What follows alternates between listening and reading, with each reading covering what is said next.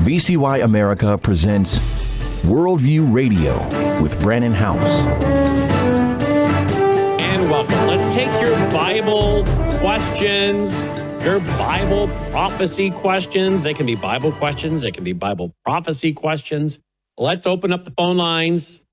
But first, I want you to think about your questions. So we have some good questions with Dr. Andy Woods. And while you're thinking and getting ready to call in, let's go to Dr. Woods and let's be joined by Annie Cyrus as well, because you know we have talks going on between Iran and Oman, Iran and the U.S. in Oman.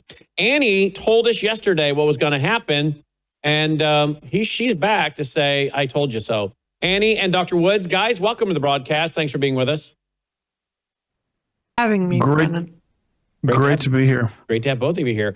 All right, Annie, go right ahead. We won't keep you very long, but tell us what's the latest out of Oman. The latest is exactly what I figured it would be yesterday. They met. The combination of people in the room was pretty curious, I'll say that. We had the foreign minister of Oman. We had the foreign minister of Iran with one other person of his department. And then we had Witkoff and about four other people. One of the heads of, I think we call it sitcom. Yep, sitcom, yep. Yes, in full military uniform. I am not defending what the Iranian government said, but they did say this is not negotiation when you show up with guns and aircrafts over our head. Anyhow, the meeting went forward. Nobody knows, of course, who said what.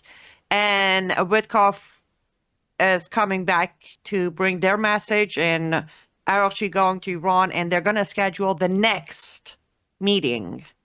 So I guess it went good enough for them to meet again. But one curious thing is Witkoff coming to America, but Araghchi, which is foreign minister of Iran, he didn't head back to Iran.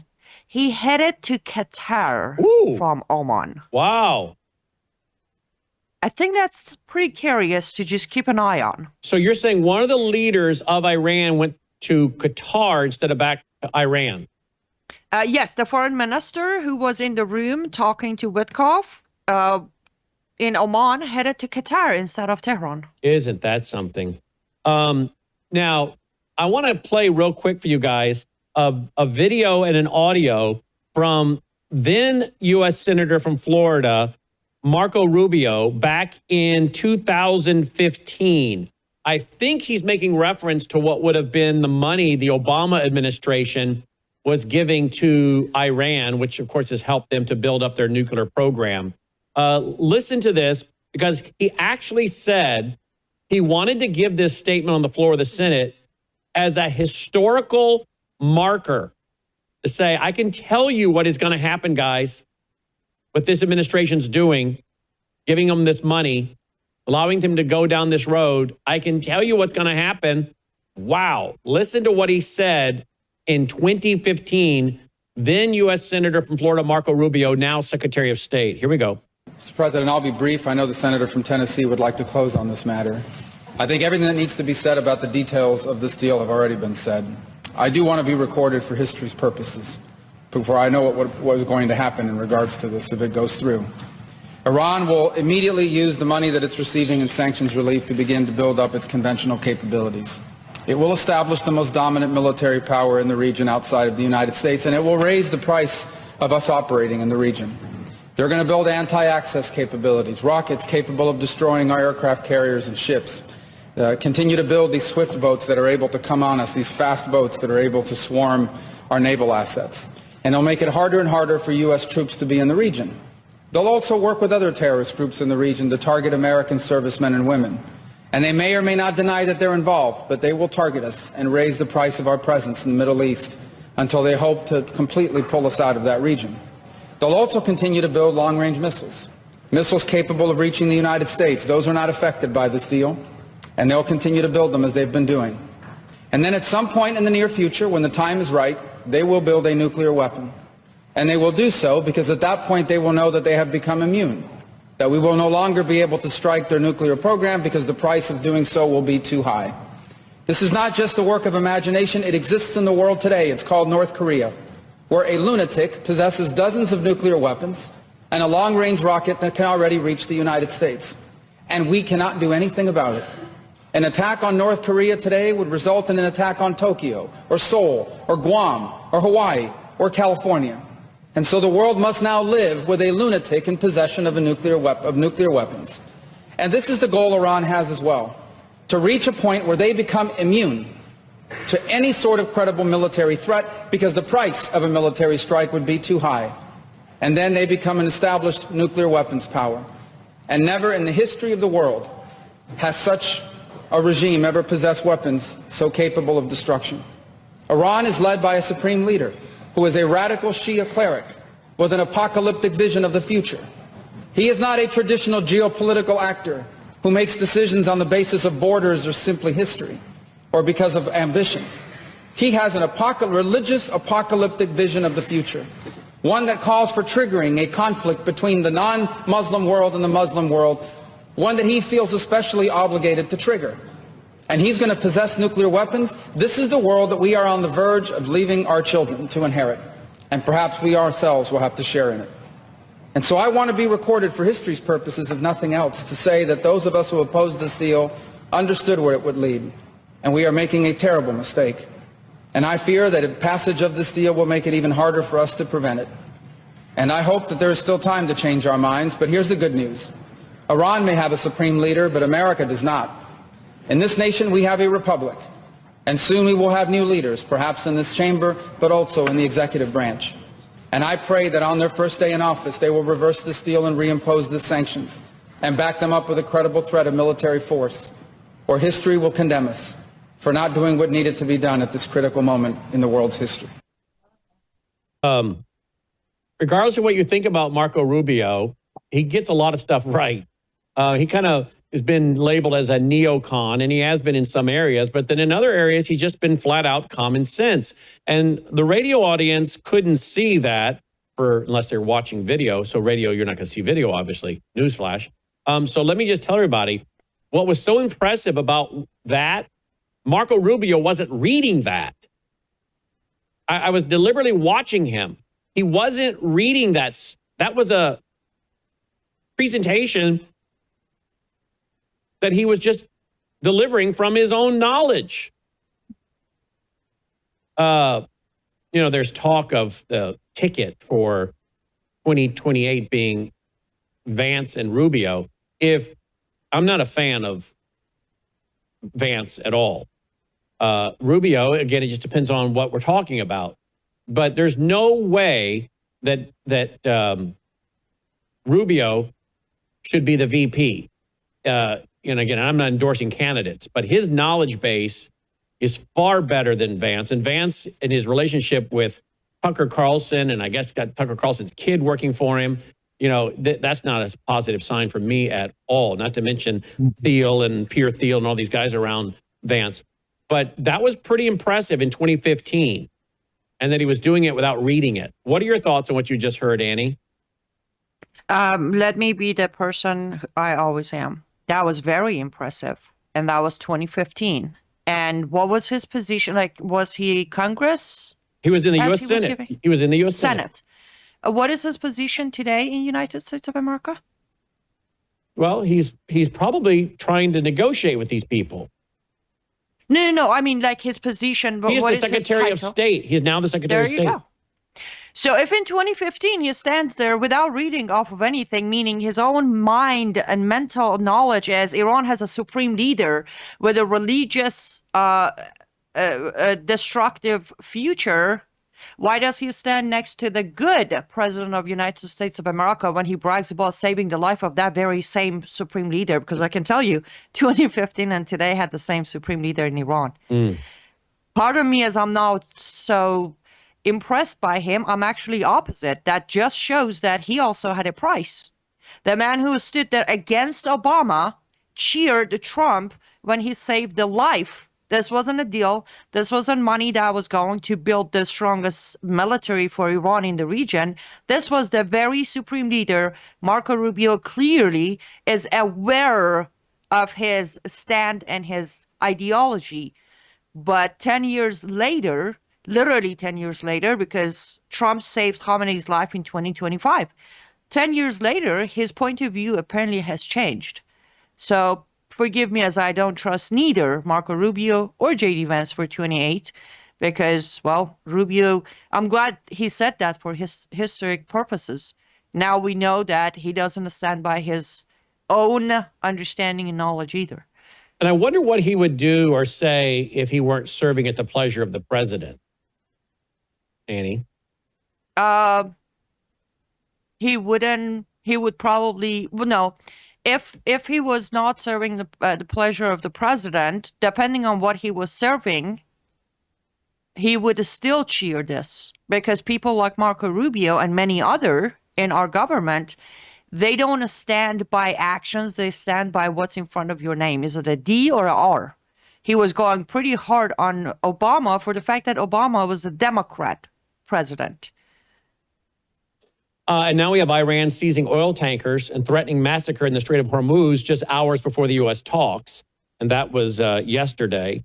And we still want, I want to mention this. If you look, just Google the Friday U.S.-Iran talks, you have majority of major outlets in America yesterday claiming that it was canceled. And I kept saying, no, it isn't canceled. It wasn't clearly canceled. So they're also inserting a lot of misinformation where Americans actually are not even believing this talk took place this morning. Well, very early morning, last night, almost our local time. Right. What are your thoughts? The meeting took place. I'm sorry. What are your thoughts, Dr. Woods? Well, I mean, my general thoughts, I have a grid that I run these things through. It's largely Ezekiel 38 and 39, which is clear as day. Persia is going to be an anti-Israel, and I think by extension, an anti-Western power in the last days, Persia being Iran.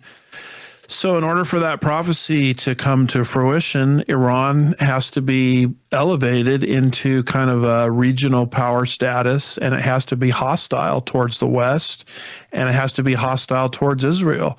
And to me, every single headline that we're discussing, fits into that rubric and it fits into that category. And I think Rubio, we can say whatever we like or dislike about the guy, but I believe that he is an actual born-again Christian, and I think he understands Bible prophecy.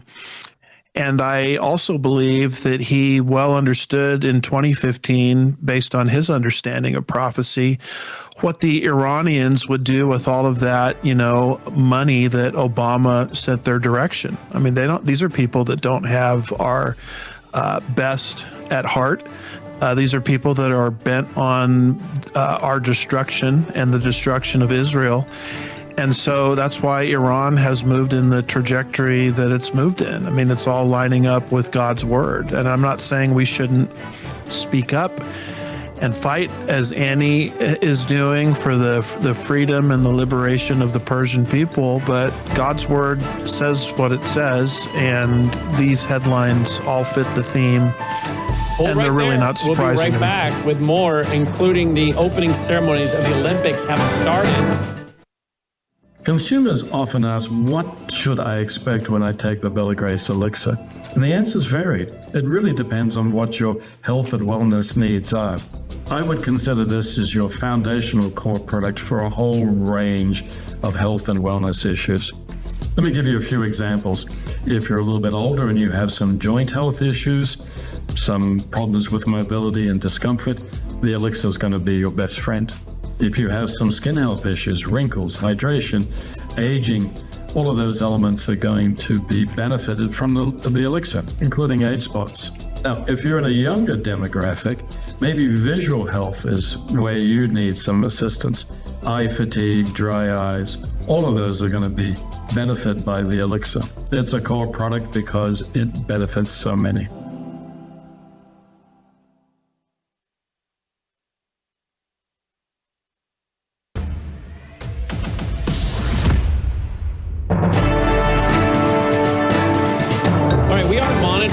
Control room, the opening ceremony of the Olympics.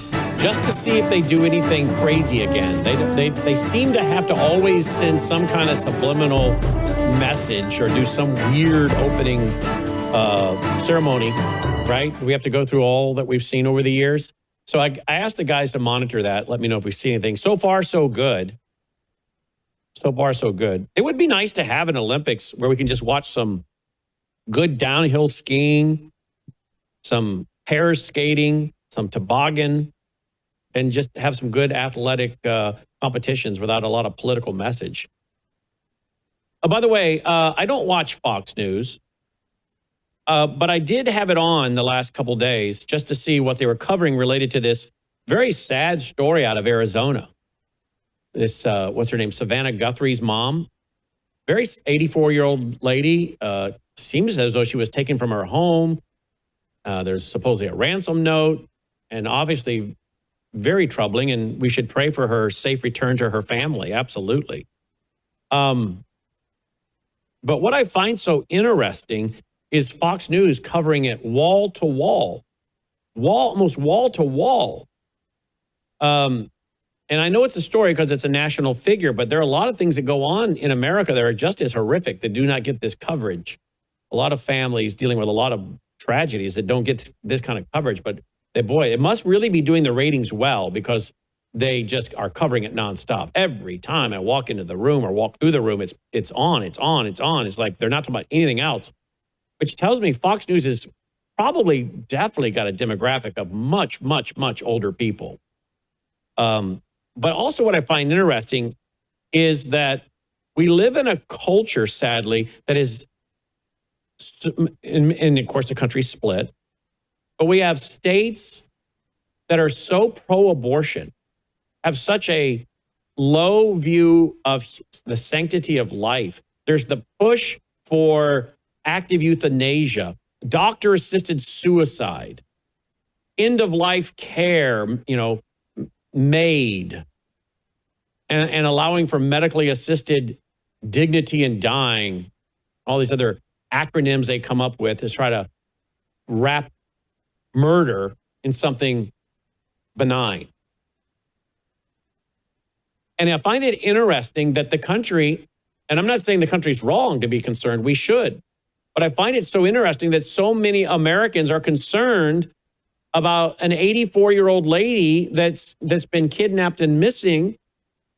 And yet, how would they feel about a story that someone just read to me of a baby that was, I guess it was an attempted abortion, and the child survived.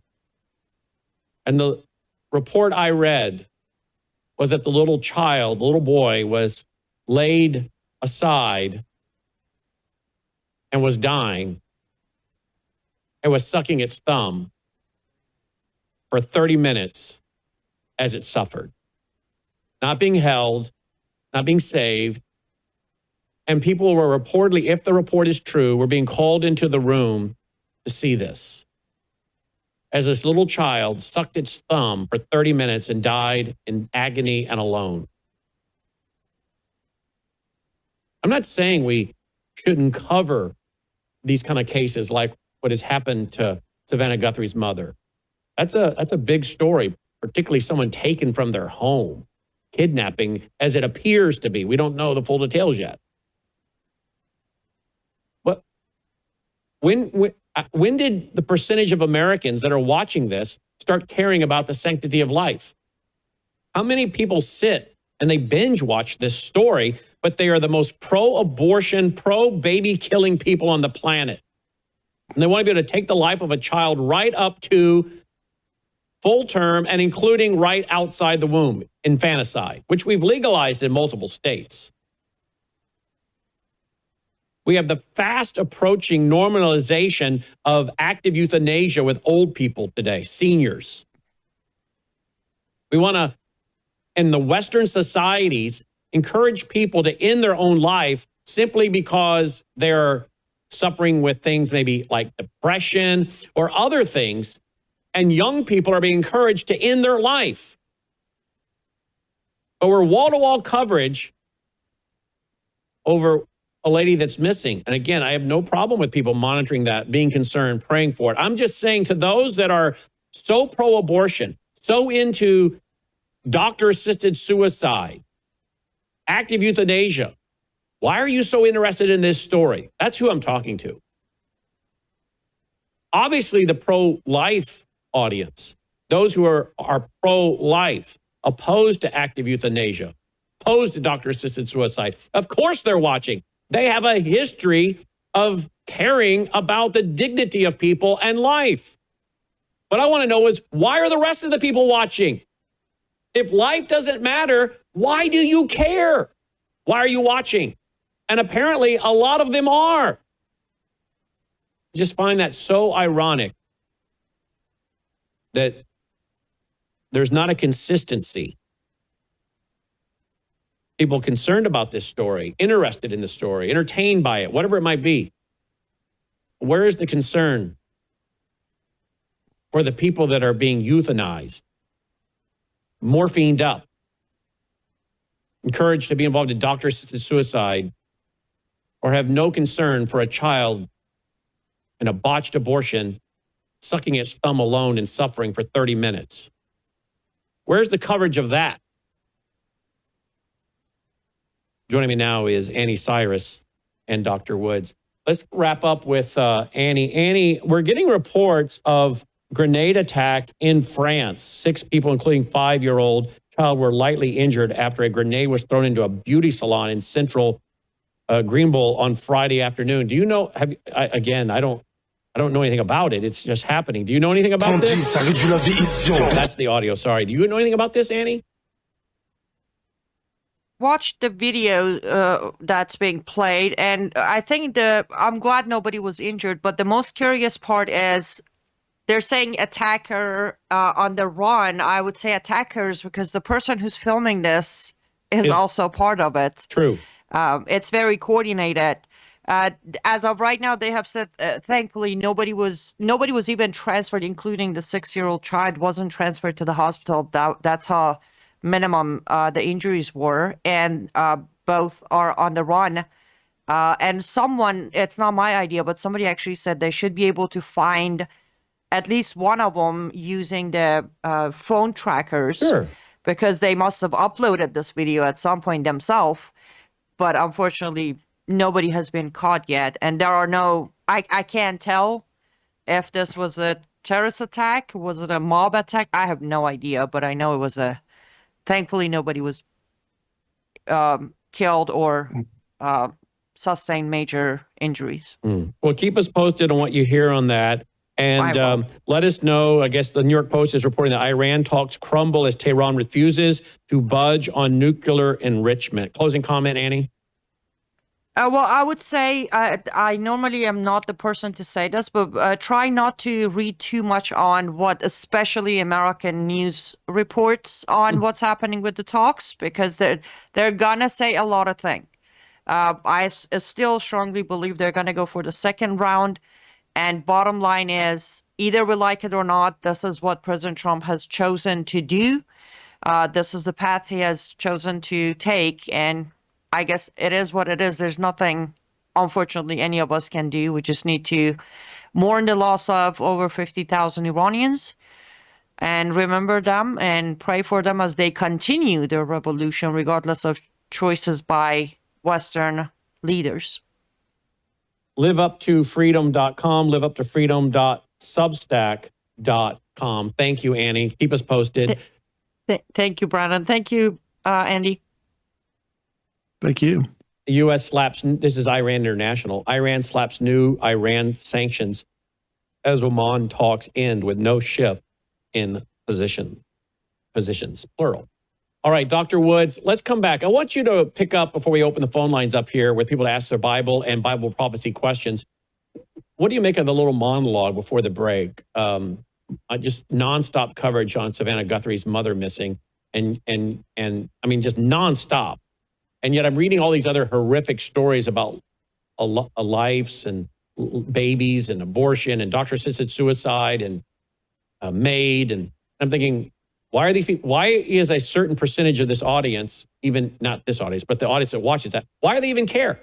They've not shown any interest in life, so why do they care about the life of an 84-year-old woman? I care about her life, and I'm concerned for her and praying for her safe return. But why are people watching? I thought, if you don't care for the life of the unborn or the senior citizens that you think, I've lived a good life. That's the old Agenda 21 commercial. I've lived a good life. And all this. Why would they even bother to care about what happens to this woman? Why are they watching? Why are they so obsessed with this?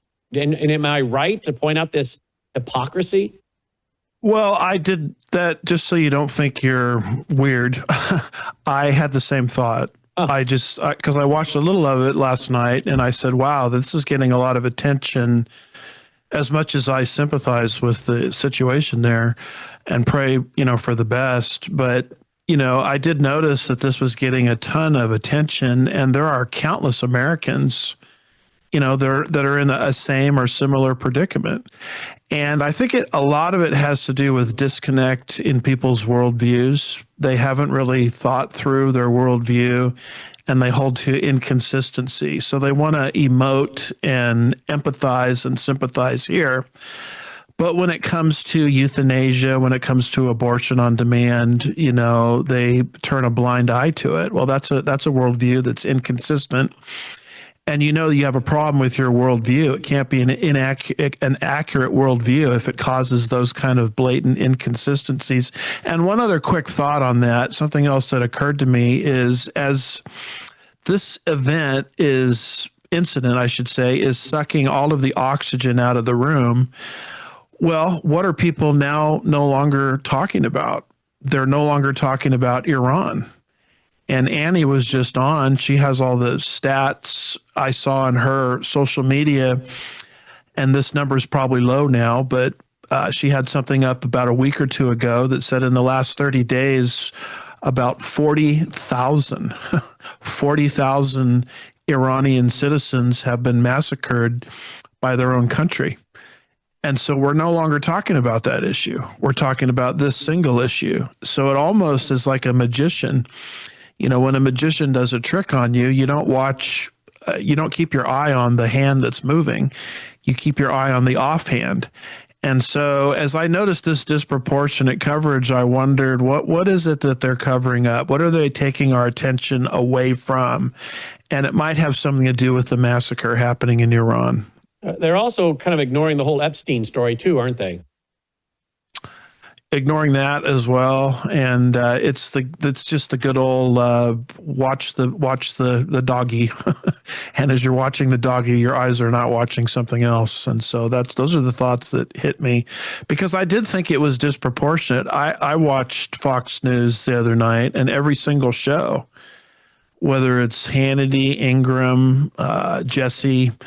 They all just did, as you just said, wall-to-wall coverage of this. And they don't really know anything. All they do is just keep repeating themselves and speculation. But obviously they see their ratings going up. Yeah. When I come back, I will show this, and then we'll open the phone lines. Back to open the phone lines now. Your Bible questions, Bible prophecy questions, 1-800-347-9829.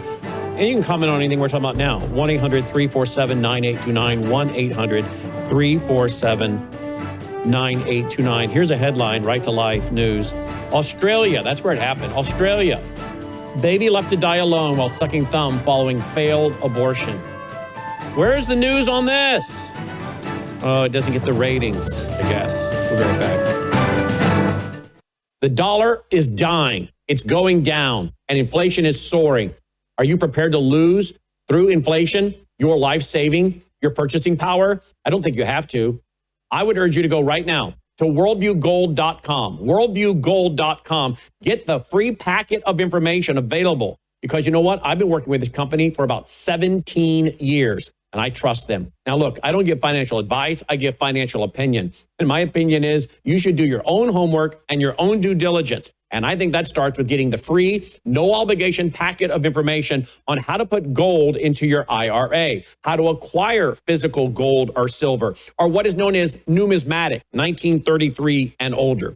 Education is crucial, and it starts with this free packet at worldviewgold.com, worldviewgold.com, or 1-877-864-1072, 1-877-864-1072, worldviewgold.com. All right, your thoughts, your your comments, your questions. 1-800-347-9829. 1-800-347-9829. Here's actually that article. Australia, baby left to die alone while sucking thumb following failed abortion. And a photograph of the baby, known as Samuel, was initially shared on the Instagram account of a Dr. Joanna Howe, a professor of law at the University of Adelaide. Dr. Howe stated the photograph and other relevant information were passed on to her by Queensland health workers. Quote, he survived his abortion and was born alive and then left in a room by himself, sucking his little thumb until he died, end quote. Quote, we need to stand up for these little babies who are being killed right up until birth. And if by some miracle they survive their abortion, they're being left to die, end quote. In another video, Dr. Howe stated that the circumstances in which baby Samuel died are, quote, not isolated cases. It happened to 50 Queensland babies in 2022 who survived their abortion and were left to die, end quote. Dr. Howe revealed shortly thereafter that an additional whistleblower who works in Queensland Health Service had given her a photograph of the administration book where births are recorded. Dr. Howe stated the book reveals that one unborn baby named Amira was, quote, injected in the heart with poison at 25 weeks. She suffered a cardiac arrest, going into excruciating pain. Her mother was given labor-inducing drugs, and baby Amir was born intact, end quote. Adding that the baby was delivered dead. The birth book reveals that baby Amira weighed 726 grams when born, which Dr. Howe notes is approximately the size of a pineapple. It also revealed that the abortion was, quote, social termination, end quote, meaning, quote, there was nothing wrong with Amira. There was nothing wrong with the mother, end quote. Following law changes to decriminalize abortion, starting with Victoria in 2008, abortion is now allowed up to birth in all states of Australia. And of course, that's going on here in the U.S. as well. Dr. Woods, I mean, where's this story? Why is this story not being covered by the media? Yeah, and along those same lines, Brandon, I sent you a story that says this: Canadian woman euthanized against her will, according to official report.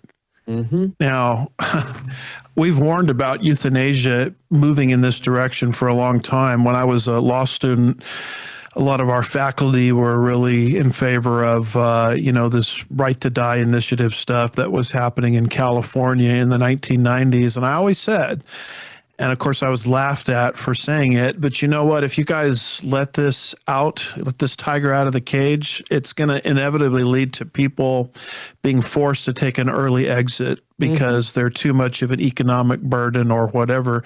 And lo and behold, it's happening. So I think stories like this, should be covered alongside the abortion story you're talking about, alongside, this issue that they're dealing with on Fox News perpetually. Absolutely. Let's go to the phone lines, 1-800-347-9829, 1-800-347-9829. Your Bible question and Bible prophecy questions, you're free to ask them, 1-800-347-9829. Of course, you can touch on anything we've also touched on here today as well. We're happy to hear your thoughts on that as well. Let's start out with William, line one. William, thank you for calling in, William. Oh, hi, Brandon and Dr. Woods. Hey, I was wondering if you guys could comment on these sounds being heard in the skies all over the world. I've seen so many videos of these trumpets. I don't know what this is. Some say these are shofars. Are these warnings? But they just recently heard some in Key West, Florida, in Ohio. Like I said, all over the world. And it's very, very eerie. I don't know anything about that. That's very interesting. Well, you can see these on YouTube, and it's just very creepy. Let me ask Dr. Woods about that. Thank you, William. I don't know. I'm hearing this for the first time. Do you know about this, Dr. Woods? Well, I've heard of stories like this. I just put it in the category of Luke 21. I think it's verse 11. As we get closer to the end of the age, Jesus talked about there would be strange events in the sky.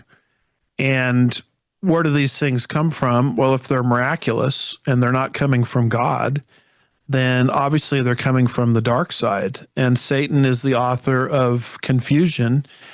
And he'll give people, any type of liver quiver or sign or wonder that they want if it keeps their eyes off Jesus. That's how diabolical Satan is. But these trumpets, or whatever they are, shouldn't be confused with the trumpets of God that are coming first with the rapture, the last trump of the church age, then to be followed by the great tribulation period where there'll be 7 specific trumpets that will bring judgments to the earth. Let's go to William. William, thank you for calling in today, William. Line 4. Already went. Oh, I'm sorry, that Mark. I'm reading wrong. Mark, line 4, Mark. Thank you, Mark. Hey, guys. One quick comment on the Guthrie issue. Yes. I totally agree with you guys. That's what I call the art of diversion. You know, take everybody's attention off the real issues at hand so that, you know, it can go as unnoticed as they possibly can. My prophecy question is, do you believe that the Gog-Magog invasion is post-rapture, pre-tribulation, and do you think the time of the 7 years of the burning of the weapons are actually, my question is also is when do you think that would take place? Those are all very good questions, Mark. Dr. Woods, go right ahead. Yeah, this is a real bone of contention. You know, a lot of people will put it pre-70th week because of the reasons the caller states, that weapons are going to burn for 7 years. You can't have burning in the millennial kingdom. My view on it is different. I'm seeing chapter 38 connected to the second seal judgment.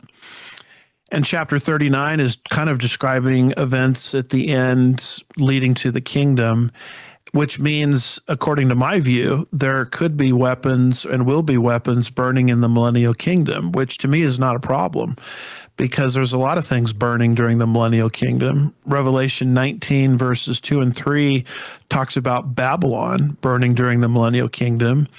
Ezekiel 40 through 48 talks about animal sacrifices as memorials taking place during the millennial kingdom. And so having some weapons burn for 7 years as a reminder of what God did, intervening for Israel in the Gog-Magog invasion, having that memento continue on for 7 years during the millennial kingdom, you know, to me is not a problem because the millennial kingdom is not the eternal state. The eternal state is an ex nihilo, something out of nothing, new creation. Revelation 21 and 22, not so the millennium. It's a renovation rather than a new creation. There's even going to be death happening during the millennial kingdom, Isaiah 65 verse 20. So having some weapons burn for 7 years to me is not an issue. There you go. And when do you think Gog-Magog happens, Dr. Woods? Well, it's a little unique view. I'm taking the 2 chapters at different times, but 38 is the second seal with the war that breaks out. And 39 is describing the aftermath of everything. So you've got a converted Israel there. You've got the burying of bodies for 7 months. You've got the burning of weapons for 7 years.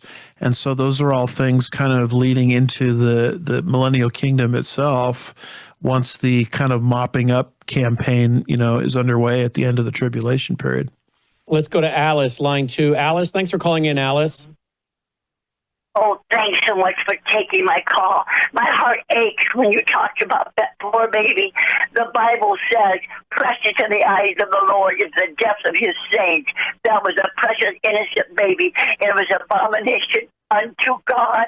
May God have mercy on America and on this world, because the Bible also said the wicked shall be turned into hell, and all the nations that forget God. I think the universe pretty much is forgetting God. Oh, we need a revival. We need one. But my question is there any more news about possible building of the temple? Does he know anything about that? That's a great question. And of course, I agree with your initial statements as well, Alice. Thank you. Great to hear from you, Alice. In fact, it fits with an article we have here, Alice. First time in 25 years, morning prayers at Joseph's temple. Hundreds of Israelis recited the morning prayers in daylight at Joseph's temple for the first time in a quarter of a century. Now, that's at the tomb there. But again, we're seeing some great advancements in public pronouncements, religious practices And there are some things occurring for the first time up on the Temple Mount. Have you heard about some of those? Because if you're not, I can report some of them.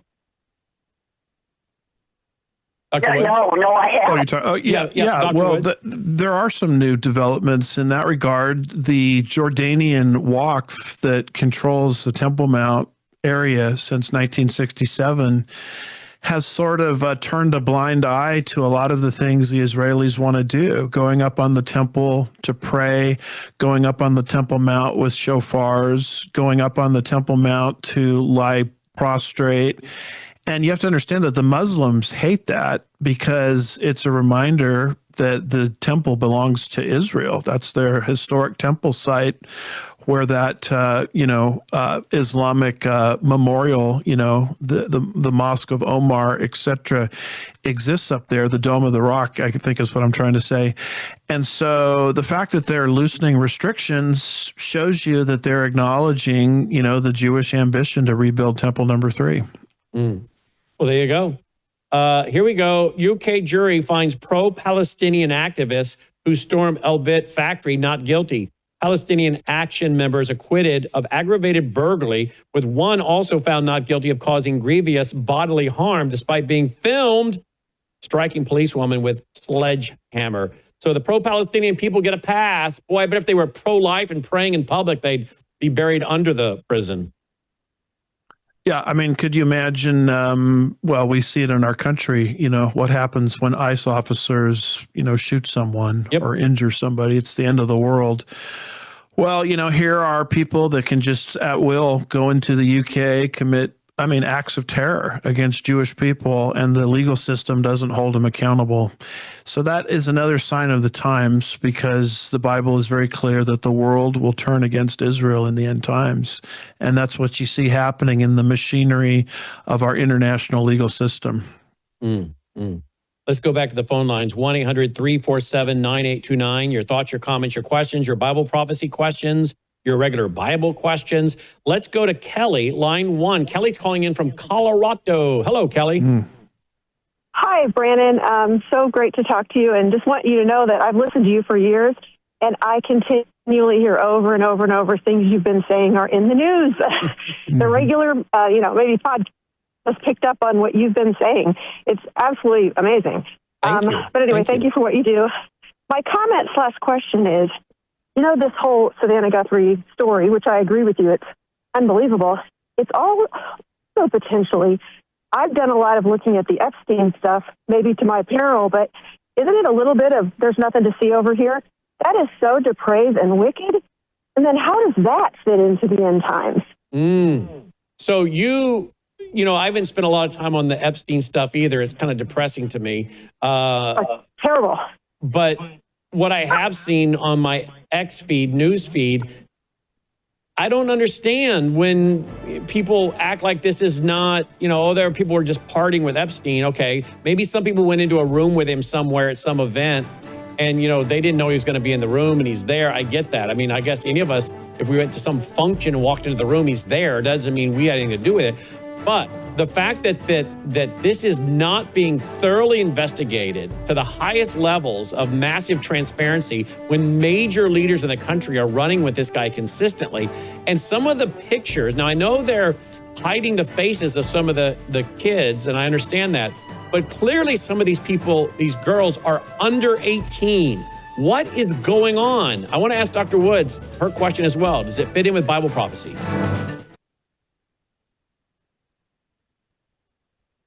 News is moving faster than ever, and so are we. Worldview Tube brings you 24/7 live stream coverage and now real-time alerts when it matters most. Once you have the Worldview Tube app installed, exit the app and navigate your way to Settings. In Settings, locate the tab labeled Notifications. Select the Notifications tab. Scroll down until you locate the Worldview Tube app icon. Select the tab, and here you can turn on and customize your notification experience for the Worldview Tube app. News doesn't wait, and neither should you. Turn on push notifications to stay informed.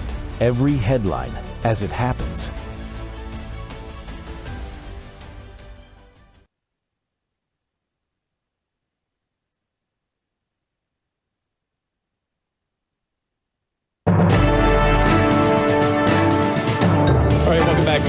Worldview Radio, website worldviewradio.com.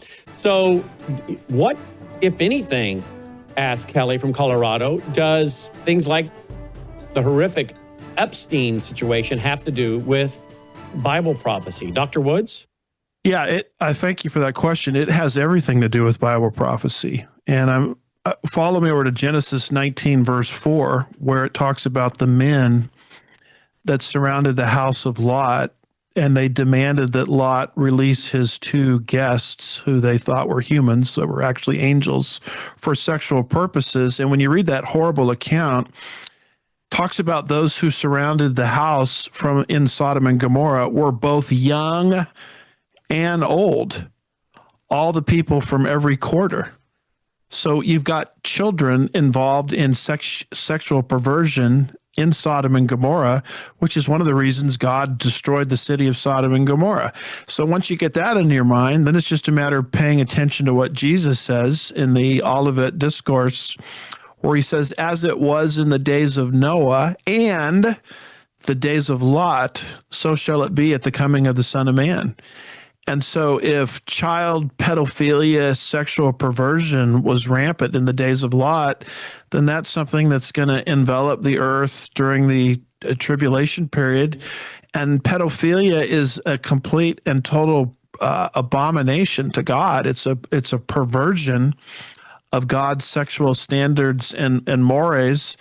And by the time you get to the tribulation period, all of God's sexual standards will be thrown out to the point where people, apparently just like it was in the days of Lot, will think, having a sexual relationship with a child is somehow acceptable and appropriate. And I'm thinking of an article in the New York op-ed section a number of years back, published by Margot Kaplan, who is a law professor at Rutgers University, if I've got all my facts straight there. And she writes this op-ed article arguing that pedophilia should no longer be considered a crime because it's just an emotional disorder or a psychological disorder. So she was trying to normalize pedophilia. So with all of that being said, is there any big shock that our movers and shakers and leaders will be connected somehow with this perverted and sick and disgusting, Jeffrey Epstein pedophile island? I mean, that is an outworking of what Jesus said, as it was in the days of Lot, so shall it be. I mean, this is the very kind of thing that's going to trigger God and bring his wrath to planet Earth, and we're watching it happen.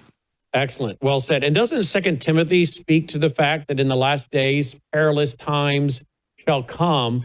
And if I remember correctly, one of the lines in there is that folks will be brutal, that they will be brutal, lovers of pleasure without self-control, and brutal.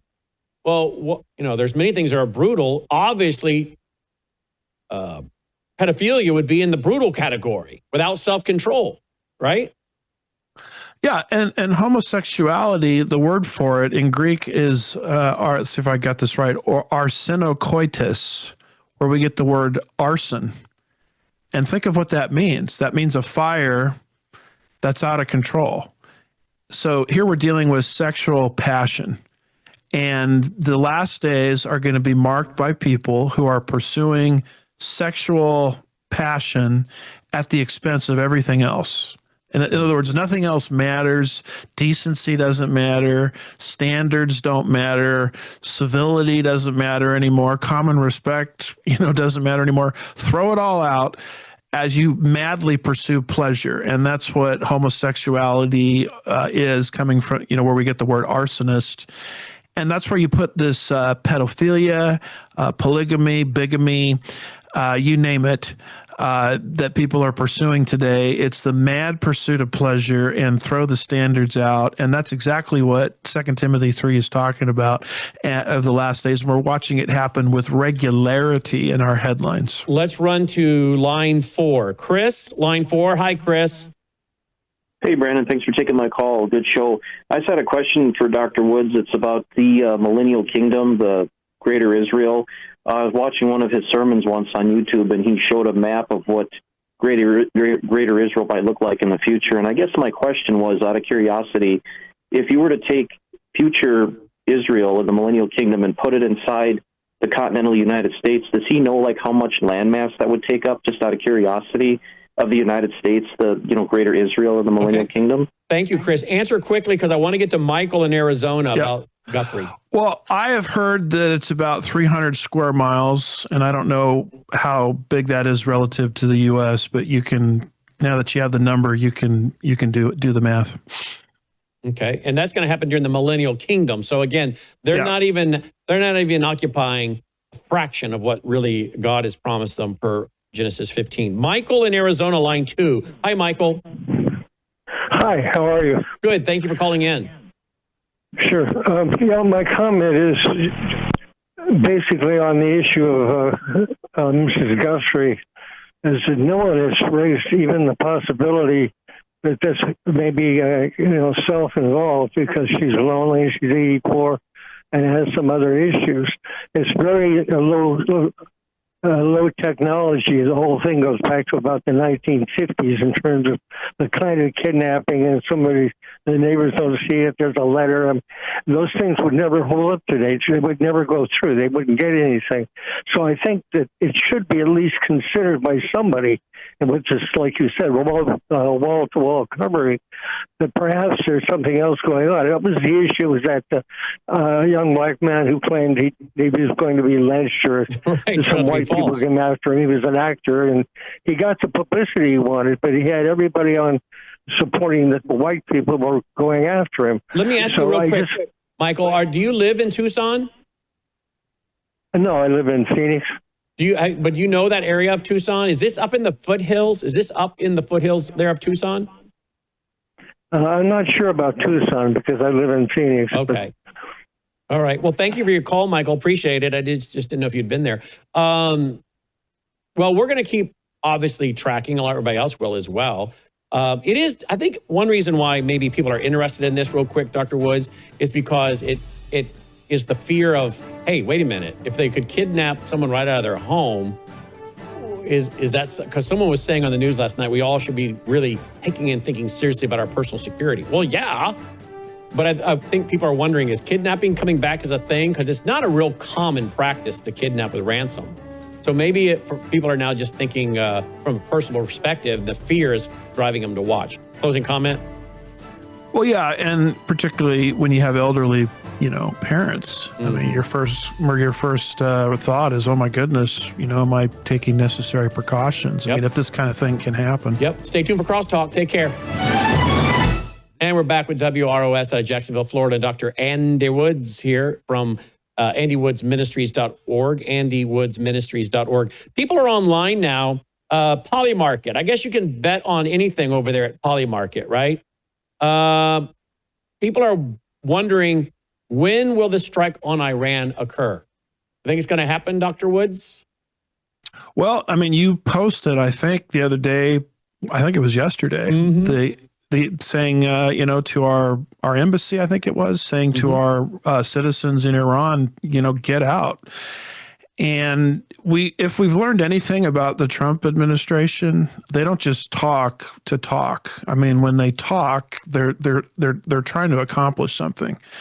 So I from that standpoint, I have a tendency to think that a strike on Iran is imminent. Okay, let's go back to Epstein. There are people saying now newly released DOJ documents raise more questions than answers about Epstein's death. Apparently, on August 9th, 2019, surveillance footage shows an orange-colored figure moving up the stairs toward Epstein's locked tier. FBI called it possibly an inmate. What's really weird, too, have you heard this? That Epstein's Fortnite video account has been active over in Israel. Someone's playing Fortnite on his account in Israel. Do I have that right, guys? Supposedly. A lot, some people are just like adamant this dude's alive. A body was switched. This dude's alive. So it's kind of like JFK. Apparently we're never going to get to the bottom of it. Well, I mean, they told us at the beginning that he committed suicide, and that story got blown apart pretty quick. I mean, there's obviously some weird stuff going on with this. He obviously was sitting on top of a ton of data and information that's going to implicate a lot of people. And so there's this whole subterfuge that's gone on since 2019. So there's been a lot of twists and turns. I guess at this point, nothing surprises me. Yeah. Well, and again, we don't know who's behind it, but it has certainly been used to fan the flames of anti-Semitism. Despite I saw a picture the other night of him standing in a room and someone said, we don't know where this picture is or who he's with, but notice the boxes behind him all say CIA on it. But everybody's so quick to make this all of Israel's deal, right?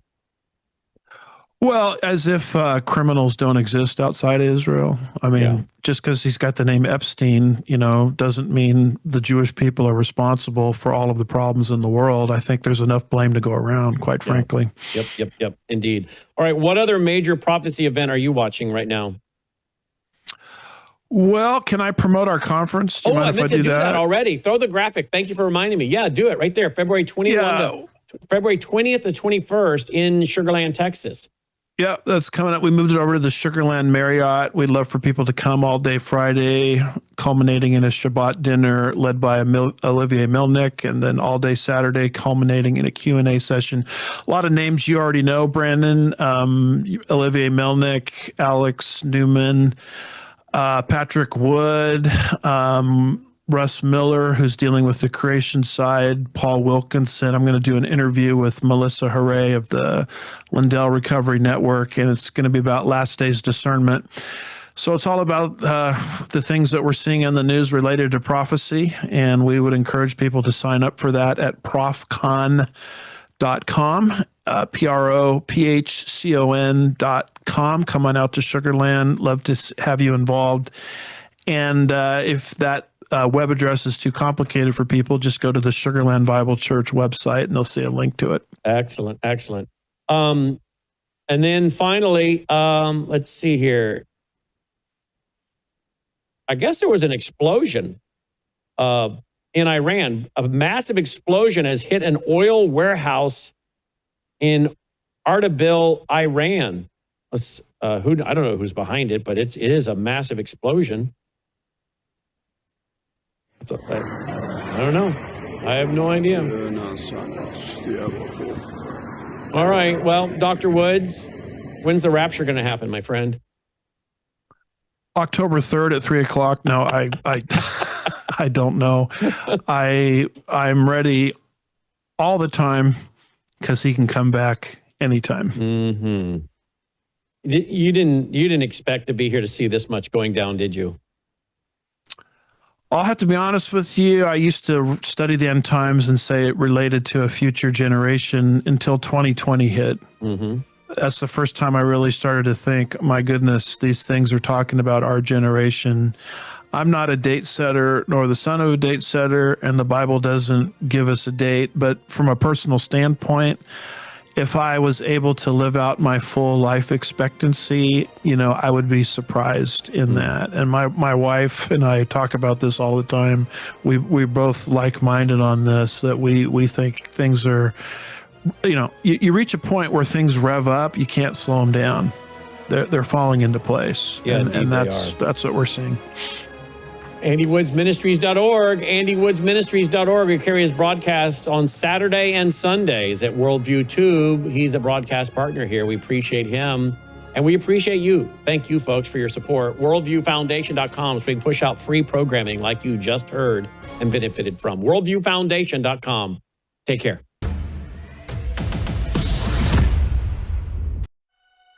True beauty isn't applied. It's nourished.